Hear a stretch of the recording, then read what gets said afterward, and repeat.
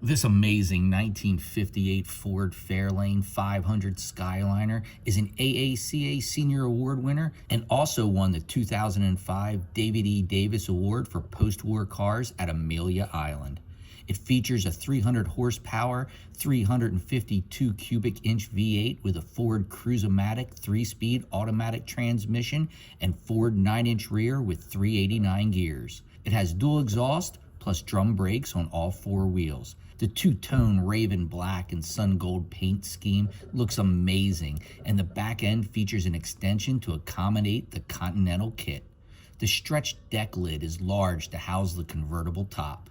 The yellow and black color scheme continues on the inside with split front bench seats. If you're looking for a great car, check it out in person in our massive 8-acre climate-controlled showroom in Morgantown, Pennsylvania that houses 1,000 classic and collectible cars, or get the details and tons of pictures on our website.